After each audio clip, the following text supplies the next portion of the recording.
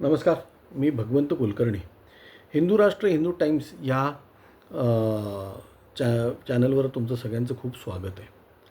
आजचा विषय म्हणजे की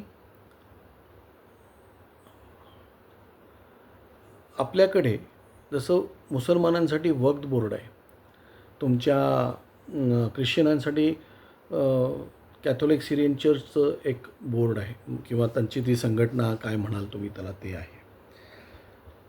हिंदूंचं काय? हिंदूंचं काय?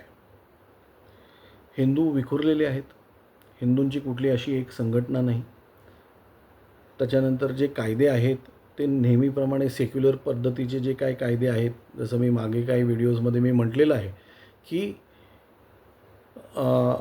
ट्रस्ट कायद्याखाली जे काही हे बनतात, काय म्हणतात त्याला, मंदिरं बनतात किंवा हे बनतात, त्याच ट्रस्ट कायद्याखाली तुमचे हॉस्पिटल्स बनतात, तुमच्या शाळा बनतात, तुमचे कॉलेजेस बनतात, तुमच्या काय म्हणतात त्याला, पाटबंधारे खात्यातल्या काही गोष्टी बनतात. अशा अनेक गोष्टी त्या एक माध्यमातून बनत असतात. प्रचंड त्याचा विस्तार आहे काय.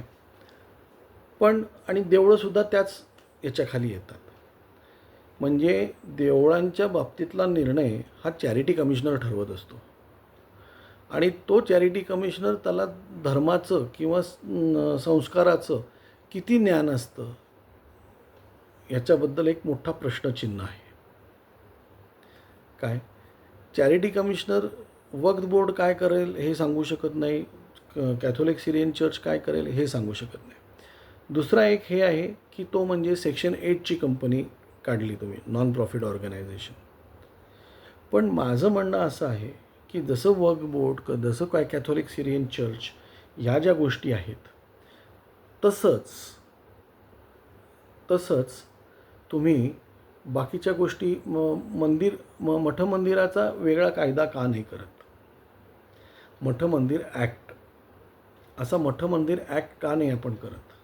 आणि त्या मठ मंदिर ॲक्ट जो काही आहे तो तुमच्या संसदेने पारित करावा याचं हे आणि त्याचे जे मुख्य असतील म्हणजे तो कायदा कसा असायला पाहिजे याच्यासाठी चारी पीठाचे शंकराचार्य, काही चांगले संस्कृतचे विद्वान, काही महामंडलेश्वर, अशा काही एक साधारणतः 21 लोकांची एक चांगली बॉडी बनवून त्यांच्याकडनं आणि त्याच्यातले जे कायदे पंडित आहेत त्यांना हे करून तुम्ही एक काय म्हणतात त्याला कायदा बनवायला पाहिजे. त्याच्यामध्ये काही IPS ऑफिसर्ससुद्धा तुम्ही घ्यायला पाहिजेत की ज्यांनी हे सगळं, त्याचा आज गेले 75 वर्षाचा त्यांना अभ्यास आहे.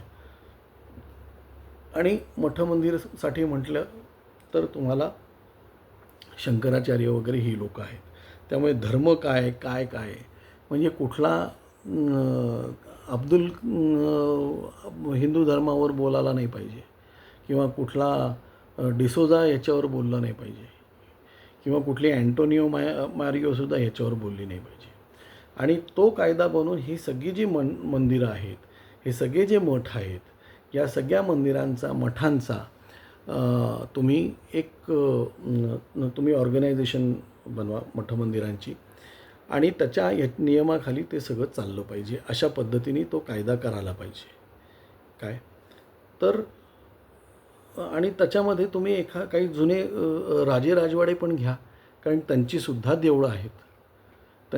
देवळं आहेत आणि त्यांनासुद्धा हे प्रॉब्लेम्स आहेत काय, की कोण काय करणार वगैरे. आणि ज्या परंपरा आहेत त्या परंपरेला हात घालू नये, त्या परंपरा तशाच चालू राहू द्यात.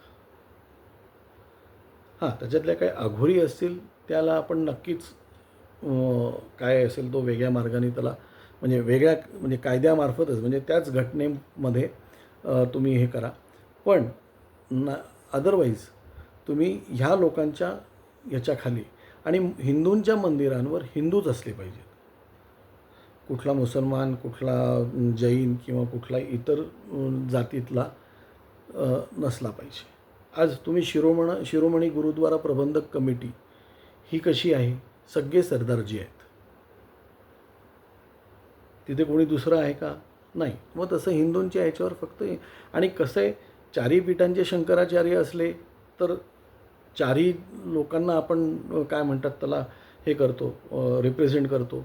तसंच वेगवेगळे विद्वान संस्कृतचे जे असतील, म्हणजे तुमच्या द्रविड शास्त्रींसारखी जी कोणी विद्वान असतील त्यांना बरोबर घेऊन, आणि काही विश्व हिंदू परिषदची म्हणजे हिंदुत्व संघटनांची म्हणून, मी विश्व हिंदू परिषद म्हणल्यावर संघाबद्दल काही लोकांना आकस आहे, तर त्याच्याबद्दल हे करून तुम्ही असे कुठला तरी नियम हे सगळे नियम बनवायला पाहिजेत तुम्ही. आणि हे ट्रस्ट ॲक्टमधनं तुम्हाला ह्या मंदिरांना वगैरे बाहेर काढलं पाहिजे आणि या नवीन ॲक्टप्रमाणे त्यांचं हे चाललं पाहिजे. आणि याच्यासाठी गव्हर्मेंटनी पुढाकार घ्यावा. नाहीतर हे कोणीही मंदिरांवर अतिक्रमण करतं आहे, कोणीही उठतं आहे आणि हा नको, तो नको, तो नको वगैरे, आणि सुप्रीम कोर्टामध्ये आणखीन काहीतरी हे दिले जातात. तर त्या अनुषंगाने आपल्याला कुठल्याही परिस्थितीमध्ये मंदिर ॲक्ट, मठमंदिर ॲक्ट एक वेगळा करायला पाहिजे. आणखीन त्याप्रमाणेच हे करायला पाहिजे, एक सेपरेट बॉडी बनवून करायला पाहिजे. आज एवढंच. धन्यवाद.